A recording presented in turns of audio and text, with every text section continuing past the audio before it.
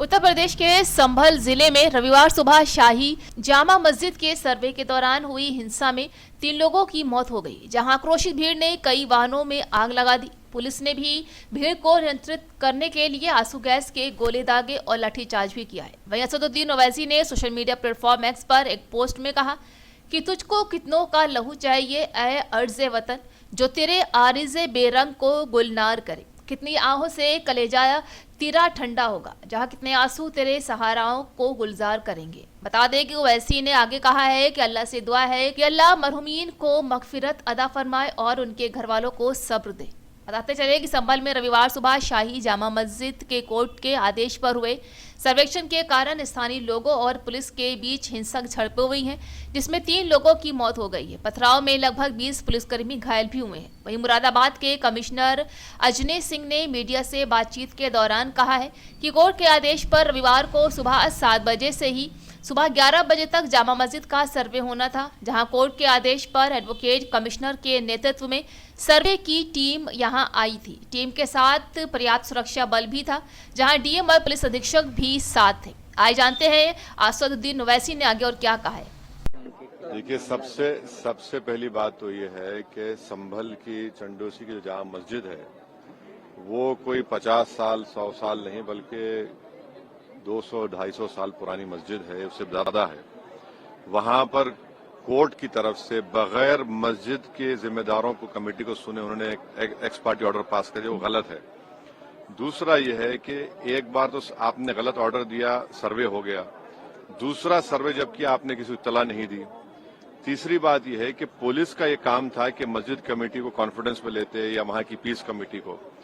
चौथी बात यह है कि जो सर्वे करने लोग आ रहे हैं वो प्रोवोकेटिव स्लोगन्स लगा कर आ रहे हैं, वो वीडियो उसका है, पब्लिक डोमेन में है।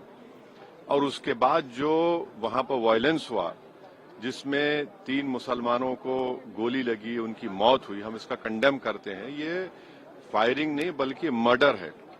और जब से बाबरी मस्जिद राम मंदिर का जजमेंट आया, जिस बात को मैं पर्टिकुलरली कह रहा हूं कि उस जजमेंट के बाद ये सब चीजें खुलेंगी और एक के बाद एक खुल रही हैं।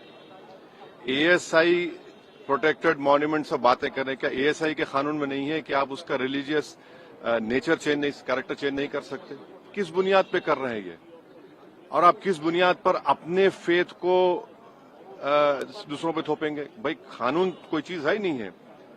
जिस दिन कोर्ट में सुनवाई होती है उसी दिन ऑर्डर हो जाता है, उस दिन सर्वे भी हो जाता है। ये तो 1948 में ऐसे ही हुआ था बाबरी मस्जिद में। तो ये जो फायरिंग हुई है ये फायरिंग नहीं है, मर्डर है। और जो भी ऑफिसर्स इन्वॉल्व है उनको सस्पेंड करना चाहिए और एक सिटिंग हाईकोर्ट जज से उसकी इंक्वायरी होनी चाहिए। ये सरासर गलत है, जुल्म हो रहा है वहां पर। तो संभल में आप देख रहे हैं कि हर जगह पे बोल दिया जा रहा है कि नहीं, ये यहां पर 500 साल पहले मस्जिद नहीं थी। इस बिल में ये बिल आर्टिकल 26 का वायलेट करता है। ये संविधान के फंडामेंटल राइट का 26 का ग्रेव वायलेशन है। ये बिल कलेक्टर को इतने पावर्स दे रहा है कि कलेक्टर तय करेगा कि कौन सी वक्फ प्रॉपर्टी है नहीं है। ये कैसे होगा? कलेक्टर कैसा जज होगा अपने ही केस में? तीसरा, आप किस बुनियाद पर इस बिल में आप नॉन मुस्लिम को मेंबर बना रहे हैं? जितने धर्म की बुनियाद पर, चाहे वो हिंदू धर्म के एंडोमेंट बोर्ड्स हो, चाहे दिल्ली का एसजीपीसी हो या उसका एक्ट हो, या क्रिश्चियंस के जो भी उनके धर्म के संस्थान हैं, वहां पर तो कोई उसी धर्म का आदमी मेंबर बनता है। आप तो कंपलसरी स्टेट वक्फ बोर्ड में जहां पर 11 मुसलमान बनते थे वहां पर आप मेजॉरिटी नॉन मुस्लिम बनाना चाह रहे हैं। यहाँ को बता दें कि उत्तर प्रदेश के संभल में जामा मस्जिद के सर्वे के दौरान हिंसा भड़काने वालों पर पुलिस ने एक्शन लेना जब शुरू कर दिया। उपद्रवियों को पकड़ने के लिए पुलिस ने रात भर छापेमारी की, तो वहीं अब समाजवादी पार्टी के सांसद जियाउर रहमान बर्क और स्थानीय विधायक के बेटे सोहेल इकबाल के खिलाफ केस दर्ज कर लिया गया है, जहां सपा सांसद पर आरोप है कि उन्होंने सुनियोजित तरीके से इस हिंसा को भड़काया है। इसके लिए उन्होंने मस्जिद के बाहर भीड़ को इकट्ठा किया और फिर उसे उकसाया, जिसके बाद इतने बड़े स्तर पर हिंसा हुई। वहीं सोमवार को संसद के शीतकालीन सत्र में शामिल होने पहुंचे सपा सांसद ने पुलिस पर बड़ा आरोप लगाया है। सपा सांसद जियाउर रहमान बर्क ने कहा है कि ये प्री प्लान्ड घटना हुई है। मतलब इतनी अफसोसजनक है कि जिसका कि मैं आपके सामने बयान भी नहीं कर सकता। ये एक प्री प्लान घटना है और अफसोस की बात यह है कि इसमें खास तौर से मुस्लिम समाज के लोगों को जो टारगेट कर करके काम किया जा रहा है इस प्रदेश और देश के अंदर, इससे ज्यादा बुरा हाल शायद आजादी के बाद में कभी नहीं हुआ होगा।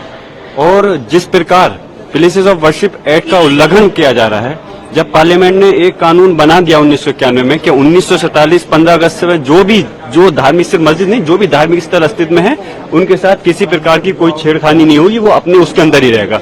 लेकिन उसके बावजूद कि जगह जगह याचिकाएं दारी जा रही हैं और सेम डे पर उसमें आदेश हो रहे हैं, सर्वे और डीएम और एसपी ने उसी दिन जाकर के सर्वे कराया और सर्वे करा करके हमने बहुत सुकून के साथ सर्वे फिर भी हमने करा दिया। लेकिन जुमे के दिन जब नमाज का वक्त था तो बहुत पुलिस फोर्स तैनात की, लोगों को नमाज पढ़ने से रोका गया वहां पर। उसके बावजूद हमने कहा कि किसी प्रकार की कोई कदम उठाने की जरूरत नहीं है, आप नमाज पढ़ें, जो लोगों को नहीं पढ़ने दे रहे वो दूसरी मस्जिद में पढ़ लें। लेकिन जिस दिन ये घटना कल घटित करी है, जबरदस्ती मैं पूछना चाहता हूं दोबारा सर्वे करने का मतलब क्या बनता था? अगर एक बार सर्वे कंप्लीट हो गया, दोबारा सर्वे करना चाहते थे तो कोर्ट का आदेश लाते, लेकिन फिर भी उन्होंने सर्वे किया। और जो लोग वहां पर थे, जब सर्वे के लिए ये लोग अंदर पहुंचे तो मॉब के साथ में जय श्री राम और उसके नारे लगाते हुए गए।